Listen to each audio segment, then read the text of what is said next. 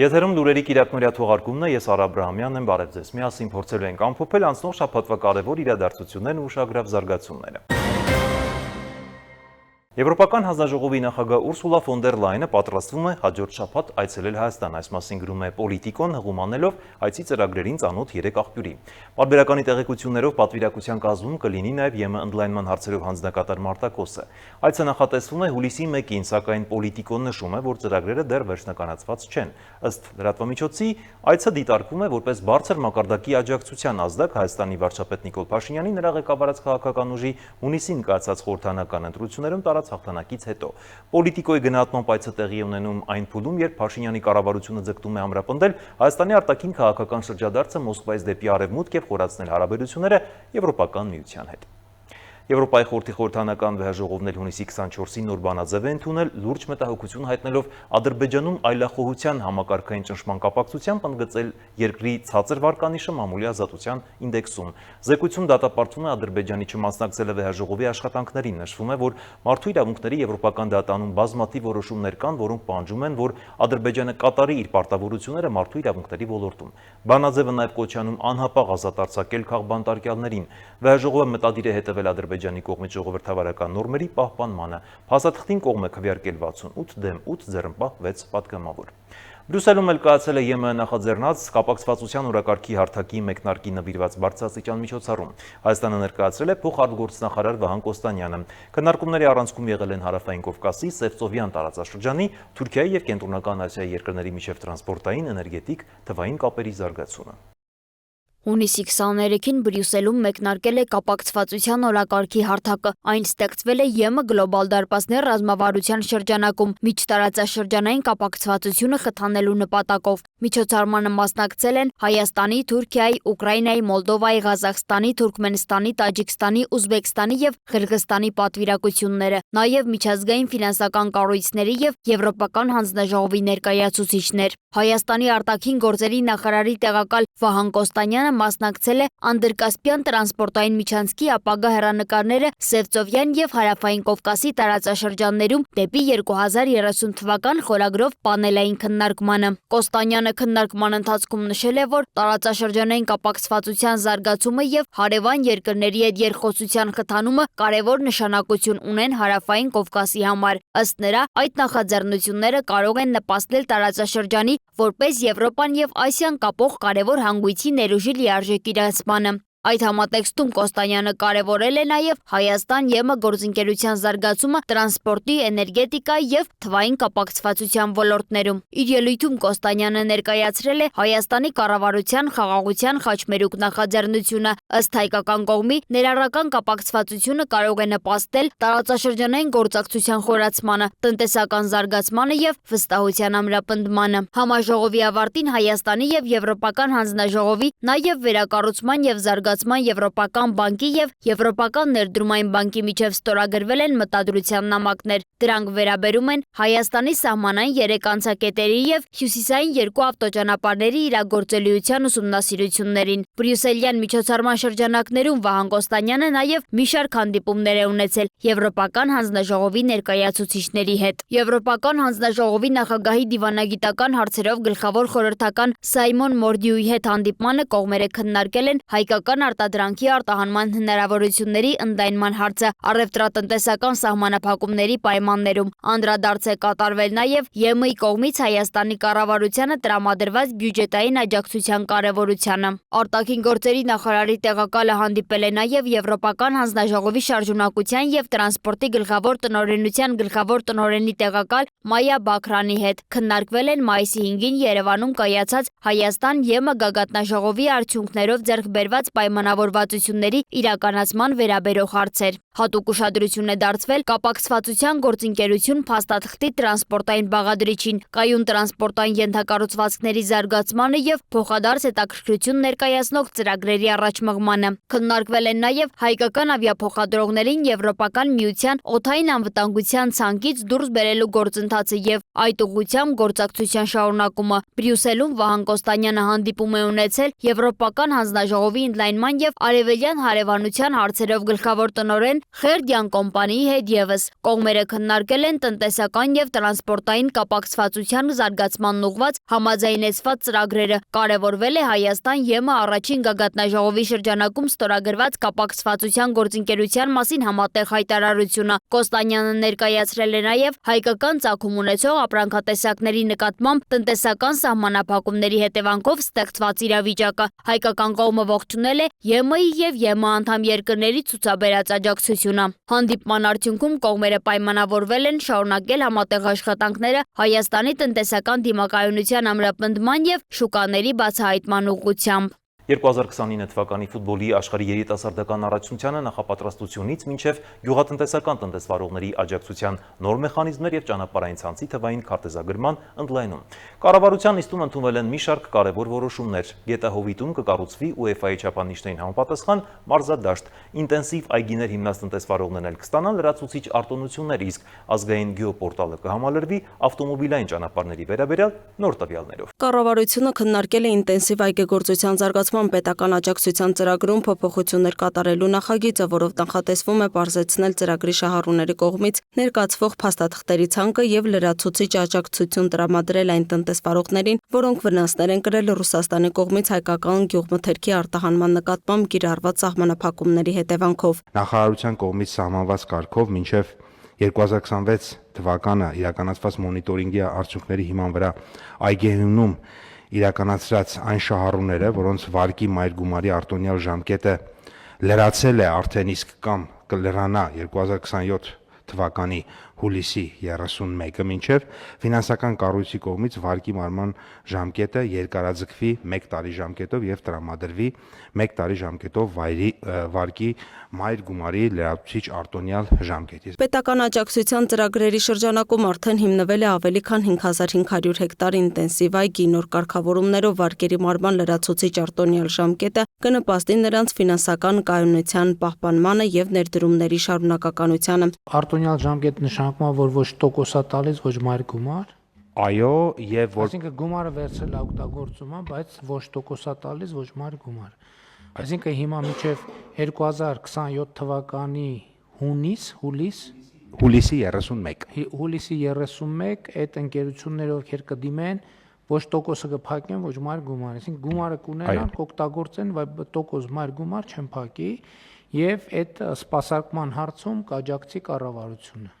Այո, եւ նաեւ իրենք հետագայի համար էլ, պարոն վարչապետ, ստանալու են եւս 1 տարի։ Վարչապետը հետաքրքրվեց, թե ինչ իրավիճակ է շուկայում գյուղատնտեսական ապրանքների արտահանման եւ ներքին շուկայում վաճառքի մասով։ Էկոնոմիկայի նախարարի խոսքով գնանկում նկատվել է միայն լոլիկի եւ ծաղկի շուկայում, որոնց մասով կառավարությունն աջակցության ծրագրեր է իրականացնում։ Արտաքին գործերի նախարար Արարատ Միրզոյանն էլ հավելեց, որ հայկական գյուղատնտեսական ապրանքների արտահանման նկատմամբ հետաքրքրությունն աշխարհում բավական մեծացել է։ Մասնավորապես մրգերի, բանջարեղենի, հատապտուղների եւ նաեւ ծաղիկների համար այս նոր շուկաների փնտրտուքը իսկապես մեծ հետաքրքրություն է առաջացրել բազմաթիվ տեղերում, կարող եմ Եվրոպական միության շուկան նշել, կարող եմ Կենտրոնական Ասիան նշել եւ արաբական երկրներ, ասենք օրինակ Իրաքը եւ նաեւ անմիջական հարևանները,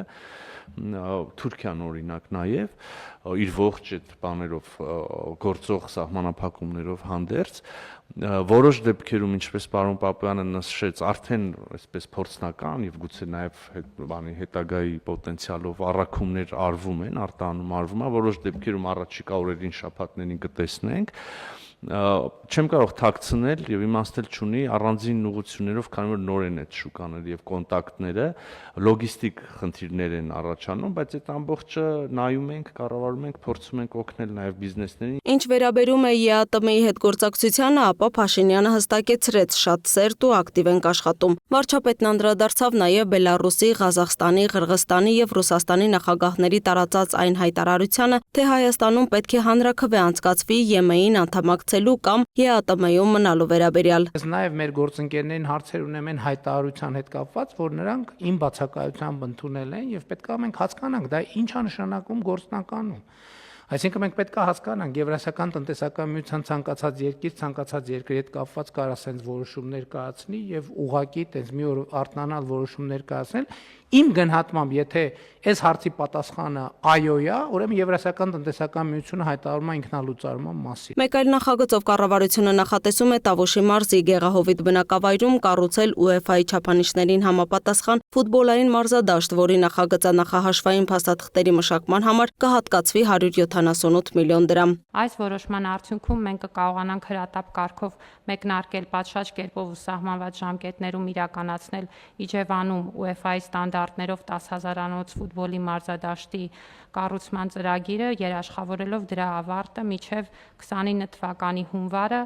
29-ին կայանալիք առաջնությանը ընդառաջ։ Կառավարության մյուս նախագծով առաջարկվում է Հայաստանում ներդնել բջջային հեռախոսների email կոդերի միասնական գրանցման եւ վերահսկողության համակարգ։ Նպատակն է կանխել չմաքսազերծված, կեղծ կամ փոփոխված email կոդերով հեռախոսների շրջանառությունը, նվազեցնել ստվերային ներմուծումը եւ բարձրացնել կիբերանվտանգության մակարդակը։ Առաջարկվող կարգավորումներով քաղաքացիները հնարավորություն կունենան առցանց գրանցել իրենց նոր հեռախոսների email կոդերը, իսկ կապի օպերատորները ծառայություններ կմատուցեն միայն գրանցված եւ օրինական սարքերին։ Եթե ֆիզիկական անձը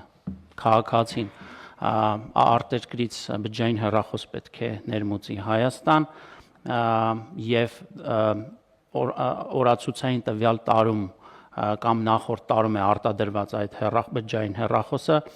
ապա քաղաքացին գրանցման համար պետք է վճարի 3000 դրամ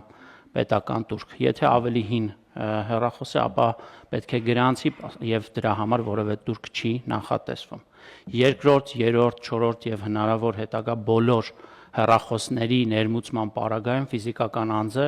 տվյալ տարվա 365 օրվա ընթացքում 2026 թվականին արտադրված հեռախոսի համար պետք է վճարի 100,000 դրամ տուրք, ինչ 2025 թվականի համար 20,000 դրամ տուրք։ Կառավարությունում վստահ են, որ համակարգի ներդրումը կբարելավի հարկային բարձրարարությունը, կուժեղացնի սպառողների պաշտպանությունը եւ կօգնի կանխել հեռախոսների գողության ու խարդախության դեպքերը։ Հունիսի 26-ին թմրամիջոցների օգտագործման եւ դրանց ապօրինի շրջանառության դեմ պայքարի օրն էր, որի կապակցությամբ Արդարադատության նախարարությանն ու Բարաշեն քրեակատարողական հիմնարկում տեղի է ունեցել «Կանգ առ, ընտրիր կյանքը» խորագրով միջոցառում։ Միջոցառման ընթացքում ՑՄԱ դատապարտվածները ներկայացրել են թեմատիկ զրույցներ եւ հանդես եկել տարբեր նախաձեռնություններով։ Տարբեր տվյալներով աշխարհում 316 միլիոն մարդ օգտագործում է զանազան թմրանյութեր, կախվածության մեջ լինելով դրանցից։ Հունիսի 26-ը թմրամիջոցների օգտագործման եւ դրանց ապօրինի շրջանառության դեմ պայքարի օրն է, որի առնչությամբ Արդարադատության նախարարության ու Բարաշեն քրեակատարողական հիմնարկում տեղի ունեցավ «Կանգ առ, ընտրիր կյանքը» խորագրով միջոցառում։ Միջոցառման ընթացքում ՑՄԱ դատապարտյալները ներկայացրեցին թեմատիկ զրույցներ եւ հանդես եկան տարբեր նախաձեռնություններով։ Դիանա Ղազարյանը, որը Եվրոպայի խորհրդի կողմից իրականացվող ազատությունից զրկված անձանց իրավունքների պաշտպանության հետագա ամրապնդումը ծրագրի ղեկավարն է, նշեց, որ այս ծրագիրը եւ իրականացվող միջոցառումը նպատակ ունեն զինել ազատությունից զրկված անձանց համապատասխան կարողություններով եւ գիտելիքներով, որոնք կարողացել են հաղթահարել թմրամիջոցներից կախվածությունը, որպիսի այդ անձինք էլ իրենք էլ հետագայում կարողանան աջակցել իրենց ծանոթներին, խցակիցներին ձերբազատվելու թմրամիջոցների նկատմամբ կախվածությունից։ Վերջինս ընդգծեց, որ այն պիլոտային ծրագիր է եւ անցկացվելու է մի քանի փուլով։ Ըստ նրա առաջին փուլով վերապատրաստվել են Նուբարաշեն եւ Արմավիր քրեակատարողական հիմնարկների 10 դատապարտյալներ։ Երկրորդ փուլով արդեն այս ամիս վերապատրաստվելու են նշված քրեակատարողականների հոգեբանները, որպիսի իրենք համակարգեն գործընթացը։ Իսկ երրորդ փուլով նախատեսվում է վերապատրաստված դատապարտյալների կողմից աջակցություն քրեակատարողական հիմնարկներում կախվածություններից հաղթահարման փուլն անցնող դատապարտյալներին։ Մեր նպատակն է եղել այդ անձանց զինել արդեն մասնագիտական կարողություններով եւ գիտելիքներով, որպեսզի իրենք կարողանան ավելի այդ օժանդակությունը առավել պրոֆեսիոնալ իրականացնել։ Վարդան Դարփինյանը, որը ծրագրի շահառուներից է եւ օրվա խորհրդով պայմանավորված միջոցառման հերոսը, իր խոսքում ընդգծեց, թե հպարտ է, որ կարողացել է հաղթահարել ծրագրի դասընթացները, ստանալ հավաստագիր եւ պատրաստ է իր ստացած գիտելիքներով օգնել, որպիսի թմրանյութերից կախվածության մեջ գտնվող մարդիկ ձերբազատվեն այդ չարիքից։ Նա նշեց, որ շատ դեպքերում թմրանյութ օգտագործողը չի վստահում մասնագետներին, բժիշկներին, իսկ այս ծրագիրը հնարավորություն է ընձեռում, որպեսզի չարիքի դեմ պայքարող անձը վստահություն ունենա դիմացինի նկատմամբ։ Վարդանի համար, ինչպես մյուս թմրանյութ օգտագործող մարդկանց դեպքում, սկզբնական շրջանում նույնպես դժվարություններ եղել են, որոնք իր խոսքով հպարտությամբ հաղթահարել է։ Ամենակարևորը աջակցողն է։ Ես այդ պահին չեմ ունեցել այս ծրագրի պես ինչ-որ մեկը, որը ինձ աջակցի։ Այո, դժվարությունները շատ են։ Դուք ոնց եք կարծում, խցային պայմաններում այդ ամենից ազատվելը դա չափազանց դժվար է, որ օգնող չկա, քեզ լսող չկա, աջակցող չկա։ Տվյալ պահին իմ աջակցողն ու օգնողն ու հավատը եղել է իմ ընտանիքը, որը ամեն օրվա ռեժիմով գրեթե իմ կողքիս է եղել։ Արդարադատության նախարարության քրեակատարական ծառայության պետ Սովինար Թադևոսյանը, որը նույնպես ներկա էր միջոցառմանը, նշեց, որ ծրագրի մեկնարկից առաջ թերահավատորեն է մոտեցել եւ չի պատկերացրել, որ նման արդյունքի կարող են հասնել։ Սակայն այսօր արձանագրում է, որ արդյունքը նկատելի է, գործակցությունը ստացված։ Ես ճանապարհը սկսելուց չէի պատկերացնում, որ այնքան կարևոր հիվորի ազատություն զրկված անձանց, որ մենք այսօր ունենանք այս տեսակ միջոցառում։ Ես ուղղակի հիացած եմ միջոցառման որակով։ Նուբարաշեն քրեակատարողականի դատապարտյալներից Արտակ Ճաղարյանը թմրամիջոցների կիրառման դեմ պայքարի առաջամարտիկներից է։ Ըստ նրա, ժամանակակից տեխնոլոգիաներով պայմանավորված թմրամիջոցների շրջանառումն ու օգտագործումը մեծ ծավալ են ընդունել։ Այդ ամենի դեմ պայքարը փոքր-ինչ դժվարացել է, սակայն ինքն ու իր ընկերները ձեռնարկում են միջոցներ, որպեսզի թմրաշրջանառությունը չտարածվի։ Ամենասարսափելին այն է, որ մենք այստեղ տեսնում ենք, որ տեղի ունենում թմրամոլության երիտասարդացում։ Այսինքն ավելի երիտասարդ, ավելի փոքր տարիքի թմրամոլեր են գալիս քրեակատարական հիմնարկ, եւ այս ամենը տեսնելով ինքս մշակութային ինքնագործ միավորման մոտ գաղափար հղացավ, որ մենք նախաձեռնենք ռոպագանդայի մեր մասը, որովհետեւ ակնհայտ է, որ նաեւ ժամանակակից տեխնոլոգիաները թույլ են տալիս թմրամիջոցները ավելի ժամանակակից մեխանիզմներով տարածել եւ իրապա մարմինները ուղղակի չեն կարող հասնել այս տեխնոլոգիաների հետևից, հետեւաբար ծավալը ընդայնվում է։ Միջոցառման կազմակերպիչներն ու ծրագրի ղեկավարները հույս հայտնեցին, որ արդեն տարեվերջին գիտելիքներով զինված դատապարտյալները կկարողանան գործնականում կիրառել իրենց գիտելիքները եւ աջակցություն ցուցաբերել թմրանյութերից կախվածություն ունեցող անձանց։ Հայաստանում թմրամիջոցների ապօրինի շրջանառության դեմ պայքարն շարունակում է մնալ իրավապահ եւ առողջապահական համակարգերի առաջնահերթություններից մեկը։ ՆԳՆ քրեական ոստիկանության տվյալներով 2026 թվականի առաջին 5 ամիսներին արձանագրվել է թմրամիջոցների հետ կապված 1313 հանցագործության դեպք։ Առողջապահության ոլորտի մասնագետներն էլ ահազանգում են, աճում է սինթետիկ թմրամիջոցների գործածումը, իսկ կանխարգելման աշխատանքներում հատուկ ուշադրություն է դարձվում դեռահասների, երիտասարդների եւ ծնողների իրազեկմանը։ Թմրամիջոցների չարաշահման եւ ապօրինի շրջանառության դեմ պայքարի միջազգային օրվա շրջանակում ներքին գործերի նախարարության եւ առողջապահության նախարարության ներկայացուցիչները ներկայացրել են ոլորտի վիճակագրությունն ու իրականացվող աշխատանքները։ Քրեական ոստիկանության տվյալներով այս տարվա առաջին 5 ամիսներին արձանագրվել է թմրամիջոցների հետ կապված 1313 հանցագործության դեպք։ Դրանցից 1269 վերաբերում է ապօրինի շրջանառությանը։ Թեև դեպքերի ընդհանուր թիվը նախորդ տարվա նույն ժամանակահատվածի համեմատ փոքր-ինչ նվազել է, բացահայտման ցուցանիշն աճել է, կազմելով 52.7%։ Արձանագրվել է նաև թմրամիջոցների իրացման 757 դեպք։ Իրավապահներն առանձնացնում են մաքսանենգության դեմ պայքարը։ 5 ամիսների ընթացքում արձանագրվել է թմրամիջոցների մաքսանենգության 38 դեպք, իսկ ապօրինի շրջանառությունից դուրս է բերվել շուրջ 243 կիլոգրամ տարբեր տեսակի թմրամիջոց։ Սա խոսում է այն մասին, որ բարելավել է մաքսանենգության դեպքերի բացահայտման աշխատանքների որակը, այսինքն այդ աշխատանքներում օպերատիվ հետախուզական միջոցառումները, ինչպես նաև նախաքննական մարմնի հետ համատեղ իրականացված գաղտնի քննչական եւ այլ գործողությունները հնարավորություն են տվել ստեղծել ապացուցողական բավարար բազա, որը հնարավորություն է տվել այդ հանցագործության մեջ ներգրաված անձանց նկատմամբ հարուցել քրեական հետապնդում։ Այդպիսի դեպքերը կազմել են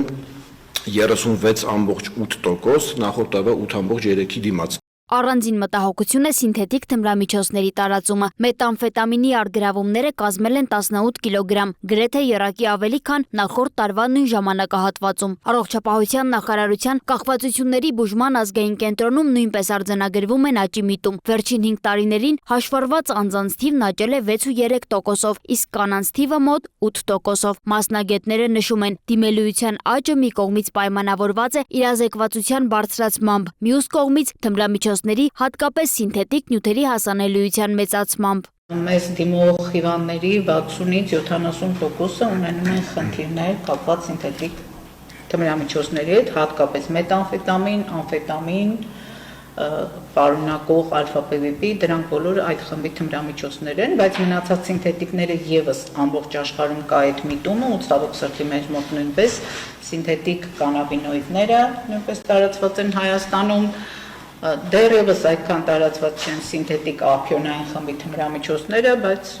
աստված մի արասցե հնարավոր է, որ դա էլ լինի։ Մասնագետները շեշտում են, անչափահասների մասով աճի կայուն միտում չի արձանագրվել։ Այս տարվա ընթացիկ ժամանակահատվածում անչափահասների ներգրավմամբ գրանցվել է հանցագործության 4 դեպք, նախորդ տարվա 5 դեպքի դիմաց, սակայն դա չի նվազեցնում խնդրի վտանգավորությունը։ Պետական կառույցները հատկապես կարևորում են կանխարգելիչ աշխատանքը դպրոցներում ծնողների եւ մանկավարժների հետ։ 2026 թվականից մեկնարկել են քննարկումներ դպրոցների սաների հետ, իրականացվում են դասընթացներ ուսուցիչների եւ հոգեբանների համար, մշակվում են նաև միասնական ուսուցման նյութեր, իրազեկման աշխատանքներն ավելի ճիշտ կազմակերպելու համար։ Դպրոցների սաների, տարբեր տարիքային խմբի սաների հետ իրականացվել են ֆոկուս խմբային քննարկումներ, մոտավորապես թիվը եթե ասեմ, հստակ թիվ չեմ կարող ասել, բայց 25-ից ավել դպրոցների սաների տարվել է աշխատանք, այդ թվում այցելությամբ կախվածությունների բուժման ազգային կենտրոն, այսինքն իրենք այցելել են մեզ, իրականացվել են ուսուցման ուրեմն տարբեր ծրագրեր, երիտասարդների շրջանում եւս կրթության գիտության նախարարության հետ համատեղ իրականացվել են դասընթացներ, ասեմ, որ մեկնարկել է նաև ուսուցիչների եւ հոգեբանների հետ աշխատանքը։ Ծնողներին մասնագետները հորդորում են ուշադիր լինել երեխայի վարքի կտրուկ փոփոխություններին, շրջակա միջավայր, ուսման նկատմամբ անտարբերություն, դյուրագրգռություն, քնի խանգարում, քաշի նվազում կամ անհասկանալի լարվածություն։ Բժիշկները զգուշացնում են, ժամանակակից սինթետիկ թմրամիջոցների նույնիսկ մեկանգամյա գործածումը կարող է առաջացնել ծանր հոգեկան եւ վարքային խանգարումներ։ Այդ պատճառով մասնագետները հորդորում են կասկածի դեպքում չսպասել եւ դիմել բժշկական խորհրդատվության։ Շարունակում ենք թողարկումը։ Երևանի ավականու հերթական նիստը, որտեղ քննարկվում էին փողոցների անվանակոչման, հանրային տրանսպորտի զարգացման եւ շինարարական ծրագրերին վերաբերող հարցեր, ավարտվել է միջադեպով։ Իշխանական եւ ընդդիմադիր խմբակցությունների ներկայացուցիչների միջև բուռն բանավեճ է ծավալվել, որը վերածվել է ծեծկրտուկի, այնուհետև հայտարարվել է ընդմիջում։ Ընդմիջումից հետո ընդդիմության վարքագծին եւ դրա հետևանքով ստեղծված իրավիճակին անդրադարձել է քաղաքապետ Տիգրան Ավինյանը։ Այսօր ընթացավ Երևանի ավականում մինչարցակուրթային վերջին նիստը, որի օրակարգում ընդգրկված էին մայրաքաղաքի համար կարևոր մի շարք հարցեր։ Փողոցների անվանակոչում, հուշատախտակների տեղադրում, շինթույլտվությունների տրամադրում եւ վթարային շենքերի բնակիչների վերաբնակեցում։ Քննարկված հարցերից մեկը վերաբերում էր Ամիրյան փողոցի անվանափոխությանը։ Ավականին որոշում ընդունեց փողոցն անվանակոչել Պապ Թագավորի անունով։ Նիստի ընթացքում քաղաքապետը նաեւ ներկայացրեց հանրային տրանսպորտի զարգացման ծրագրերը։ Նրա խոսքով կառավարությունում քննարկվում է էլեկտրական ավտոբուսների գնման նախագիծը։ Քաղաքապետարանը դիտարկում է 18 մետրանոց ավտոբուսների փոխարեն 12 մետրանոց էլեկտրական ավտոբուսների ձեռքբերման տարբերակը։ Մեր նպատակն ու ռազմավարությունն այն է, որ Երևան քաղաքում ամբողջապես մենք պետք է անցնենք էլեկտրական հանրային տրանսպորտի։ Օրակարգային հարցերի թվում էր նաև Արզումանյան 10-17 հասցեներում գտնվող վթարային շենքերի բնակիչների բնակարանային ապահովման հարցը։ Քաղաքային իշխանությունները վստահեցրին, որ բնակիչները նորակառույց շենքերում կստանան համապատասխան բնակարաններ։ Այն ժամանակ նախնական համաձայնություն ձեռք բերվեց բնակիչների հետ, որ մենք որոշակի գործընթացով պետք է փորձենք տվյալ հատվածում իրենց վերաբնակեցման պայմանով տվյալ հատվածում նոր շենքեր կառուցենք եւ իրենց համապատասխանաբար այս միջանկյալ ժամանակահատվածով վարձով տեղափոխենք, վարձի վճարը գումարը փոխանցենք եւ հետագայում նոր կառուցված շենքերում իրենց բնակարաններ հատկացնենք։ Սակայն նիստի հանգիստ ընթացքը երկար չտևեց։ Լարվածություն առաջացավ Երևանի փոխքաղաքապետ Սուրեն Գրիգորյանի ելույթից հետո, երբ քննարկումը տեղափոխվեց քաղաքական դաշտ։ Ընդդիմադիրները սկսեցին գնահատականներ հնչեցնել ընտրությունների արդյունքների վերաբերյալ։ Ամբողջ հանրապետությունում 2026-ին ձեր կուսակցությունը ստացել է 25551, մենակ Երևանում ներողություն ստացել եք 16305 ձայն 3 տարում։ Սա ձեր գործունեության քաղաքական գնահատականն է, ռեկորդային մսխում ձայների, ռեկորդային, էլի պետք է աշխատես, էլի նպատակ դնես, հետո կարող է չստացվի։ Եվ մի բան էլ չեմ կարող հասկանալ, պարոն Ստեփանյան, չնայած ասում եք մանդատները գողացել ենք, ինչ են գողացել։ Ինչ մանդատ են գողացել, ինչ մանդատ եք ունեցել, որ գողացել են։ Փոխքաղաքապետ Արմեն Փամբուխչյանն էլ հորդորեց գնալ եւ պաշտպանել պետական դավաճանության համար մեղադրվող ընդդիմադիր լիդերներին։ Մայր Հայաստան եւ քաղաքացիական պայմանագիր խմբակցությունների ներկայացուցիչների փոխադարձ մեղադրանքները վերածվեցին բուռն բանավեճի։ Դուք գնացեք ձեր պետական դավաճանության մեջ մեղադրվող ձեր լիդերի մասին մտածեք ու տեղից էլ վեր չթռնեք ելույթների ժամանակ։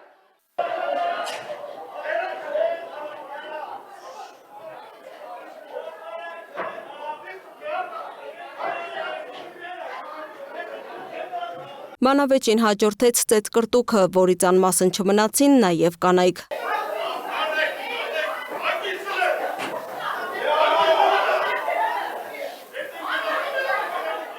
Նիստը դադարեցրեք 30 րոպեով։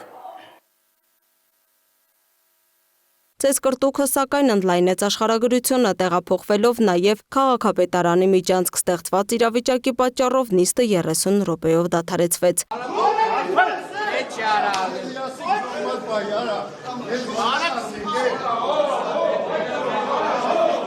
Այնուհետև կարճ դադարից հետո քաղաքապետ Տիգրան Ավինյանը կոշտ հայտարարություններով անդրադարձավ խորհրդարանական ընտրությունների ընթացքում արձանագրված խախտումներին։ Ավինյանի խոսքով վերջին 8 տարիների ընթացքում սա առաջին դեպքն էր, երբ ընտրակեղծարարության, ընտրակաշառքի եւ ընտրողների նկատմամբ ճնշումների վերաբերյալ մեղադրանքներն են ուղղվում ոչ թե իշխանություններին, այլ ընդդիմադիր ուժերին։ Սա երևի բացառիկ մի դեպք է, երբ որ որևէ մի երկրում ոչ թե իշխանությունները, այլ ընդդիմությունը փորձում է ընտրակեղծարարությամբ զբաղվել։ Եվ դա անում է համակարգային։ Քաղաքապետը նշեց, որ ընտրախախտումների վերաբերյալ հրապարակված ձայնագրություններն ու տեղեկություններն այնքան բացահայտ են եղել, որ այլևս որևէ բան զարմանալի չէ։ Ավինյանը նաև անդրադարձավ այն քննադատություններին, թե ինչու կենտրոնական ընտրական հանձնաժողովը չի հեռացրել որոշ քաղաքական ուժերի ընտրապայքարից։ Նրա խոսքով նման քայլը միայն երկարատև քաղաքական շահարկումների պատճառ կդառնար։ Եթե մենք դիմեինք եւ եթե օրինակ կենտրոնական ընտրական հանձնաժողովը այդ ուժերին հաներ ընտրապայքարից 5 տարի ողբ, լաց եւ ոռնոց էինք լսելու այն մասին, որ այդ ընդդիմադիր ուժերը գալու էին, հաղթելու էին եւ մենք դա նրանց թույլ չենք տվել։ Այ հենց այսենց պետքա ընտրակաշառքով փորձը կատարեիք, գնայիք գլխով պատին խփեիք, գլուխները ջարդեիք ու հիմա էլ կաշիներդ քերթվելու է։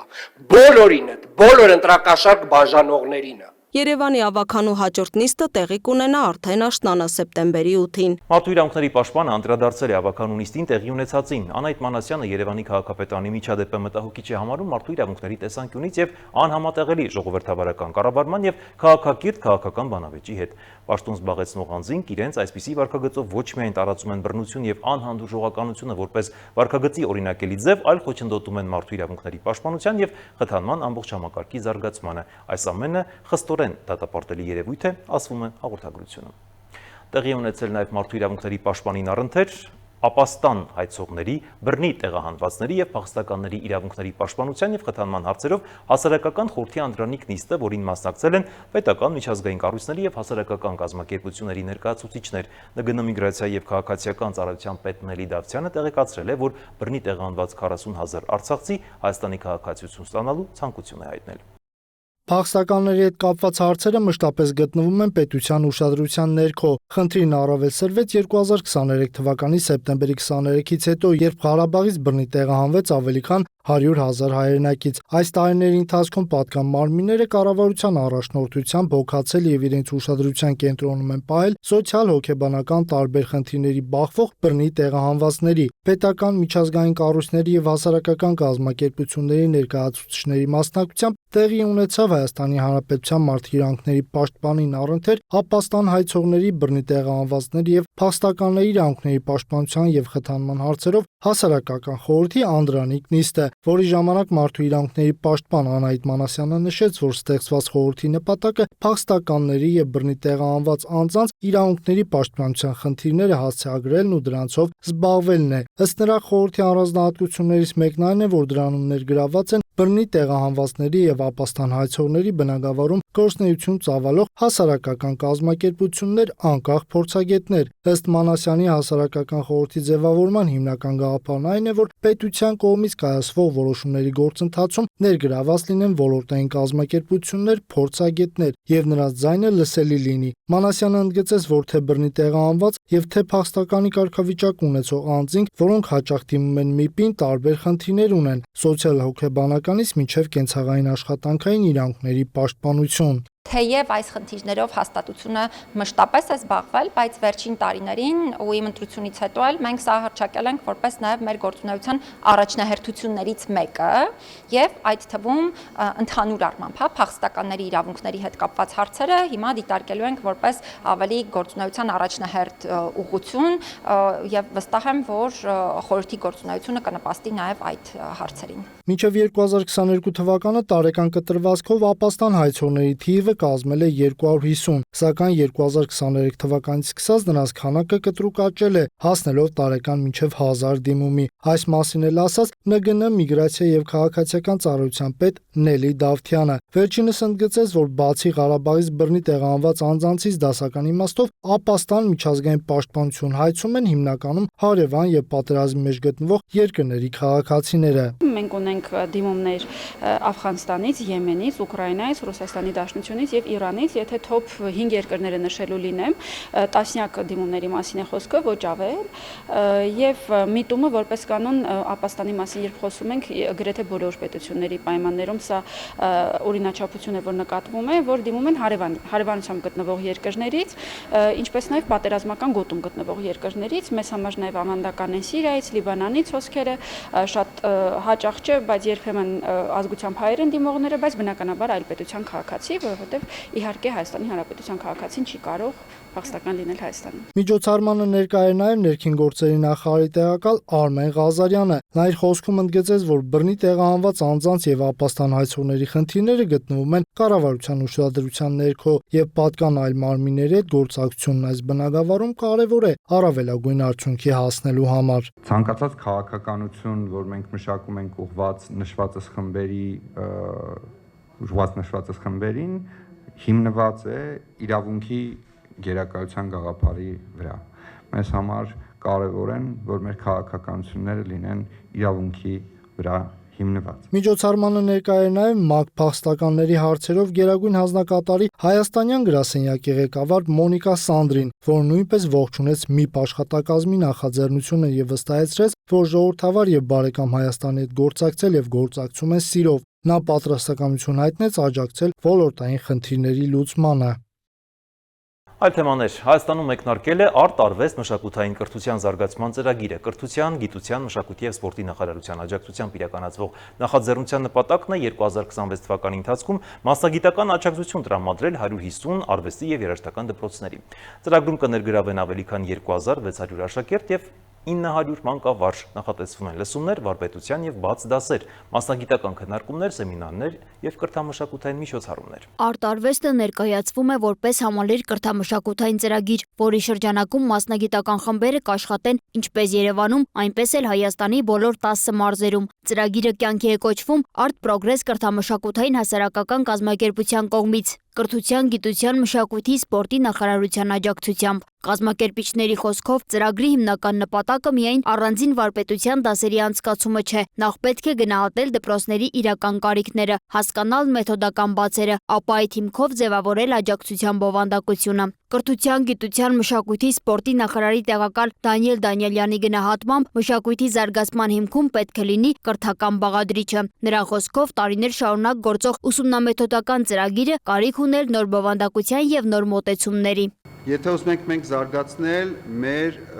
մշակույթը, մեր արվեստները, մենք պիտի բոլոր, ուրեմն ծրագրերին, բոլոր նախագծերի մեջ ունենանք կրթական կոմպոնենտը, քանի որ բազմիցս ասել եմ եւ չեմ զրանում կրկնել մեկ անգամ եւս, որ չկա մշակույթ առանց կրթության եւ չկա կրթություն առանց մշակույթի։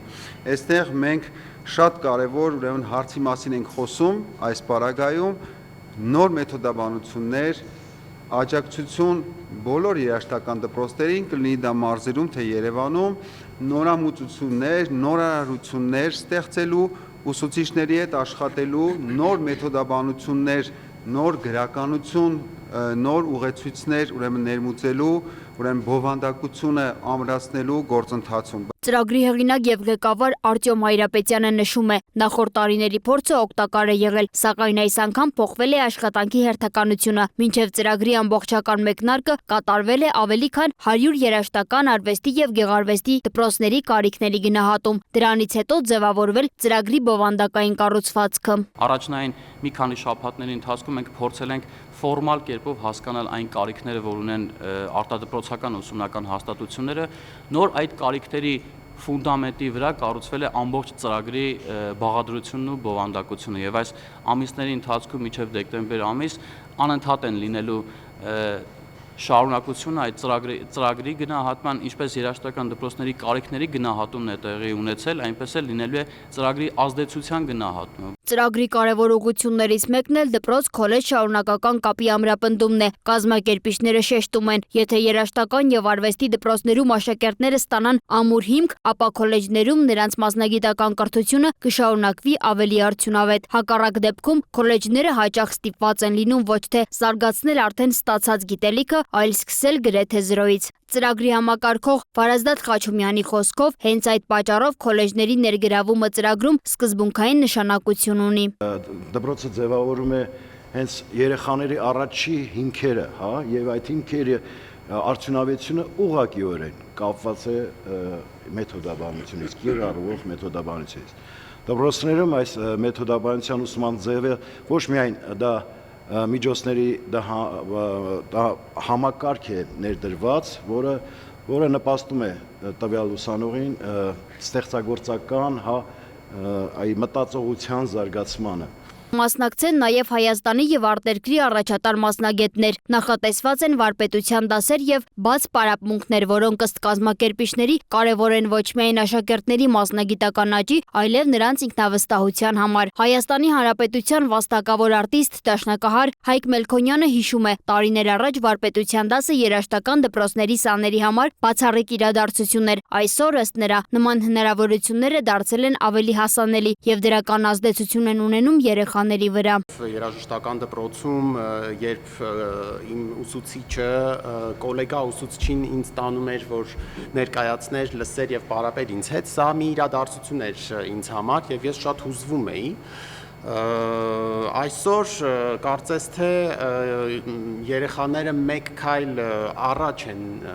մեր սերնդից, եթե այդպես համեմատենք, եւ իրանք կարծես հաղթահարած են այդ հուզմունքը։ Արտարվեստ ծրագրի շրջանակում մասնագիտական խմբերը կայցելեն մարզային եւ երևանյան կրթօջախներ, կաշխատեն մանկավարժների եւ աշակերտների հետ, կքննարկեն առկա խնդիրներն ու զարգացման հնարավորությունները։ Ծրագիրը նախատեսված է ամբողջ 2026 թվականի համար։ Երևանի կենտրոնում կրկին կանգնեցվել է քանդակագործ Կարլեն Նուրիջանյանի հեղինակած վագն վիշապաքաղ հուշարձանը։ Տասնամյակներ անց վերադառնալով հանրային տարածք, ոչ միայն վերականգնվում է հայկական դիցաբանության հերոսի Վագնի ներկայությունը մայրաքաղաքում, այլև արժևորվում է նրա ստեղծողի Կարլեն Նուրիջանյանի ժառանգությունը։ Նախաձեռնության հեղինակները համոզված են, սա մշակութային հիշողության վերականգնման եւ ազգային խորհրդանիշների արժանի տեղ վերադարձնելու կարևոր քայլ է։ Տասնամյակների ընդմիջումից հետո Երևանի կենտրոն է վերադառնում քանդակագործ Կարլեն Նուրիջանյանի հեղինակած Վահագն վիշապաքաղ հուշարձանը։ Հուշարձանի վերադարձը խորհրդանշում է նաև նրա հեղինակի Կարլեն Նուրիջանյանի ստեղծագործական ժառանգության արժևորումը։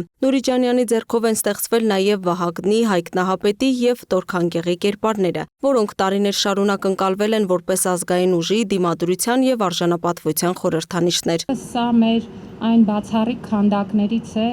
որը իր մշտական տեղը չի ունեցել, որովհետև երբ նայում ենք պատմությանը, տեսնում ենք, որ 60-ականներին ստեղծվելով այնուհետև այստեղ է տեղադրվել, այնտեղ է տեղադրվել, եղել է նաև ժամանակներ 90-ականների վերջին, երբ որ քանդակը քամուց ընկել է եւ վնասվել է եւ տևական ժամանակ վերականգնման աշխատանքներից հետո նաև հանգրվանել է ջրվեժում վերականգնման հենց աշխատանքների վայրում։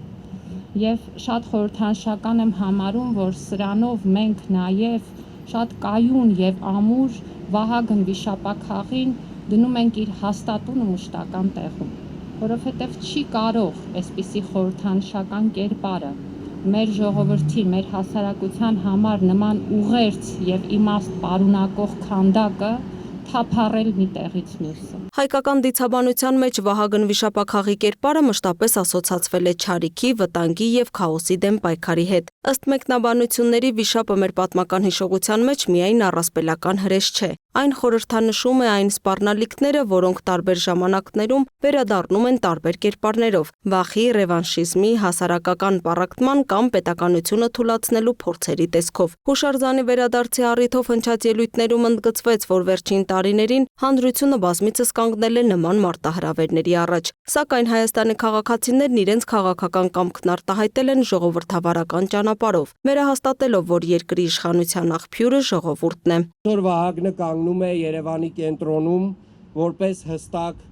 ուղերձ։ Ժողովրդավարության ամեն հաղթանակը ամրապնդում է եւ շարունակում է ժողովրդավարության պահպանումը։ Ժողովրդավարության գետ 1 պարտություն նշանակում է հավիտյանս ժողովրդավարության կորուստ։ Եվ հենց դրա համար մենք չենք դադարելու պայքարել, քանզի տեր ենք այս պետությանը, տեր ենք մեր անկախությանը, տեր ենք մեր ապագային, տեր ենք խաղաղությանը, մեր մայրաքաղաքին եւ Հայաստանի Հանրապետությանը։ Վահագն վիշապաքաղ հուշարձանի վերադարձը դիտարկվում է ոչ միայն որպես մշակութային ժառանգության պահպանման քայլ, այլև որպես պատմական հիշողության, ազգային ինքնության եւ պետական արժեհամակարգի վերահաստատման խորհրդանշական իրադարձություն։ Այսպիսին էր անցնող շաբաթը, հետևեք Free News-ի լրատվությանը, առողջ եղեք։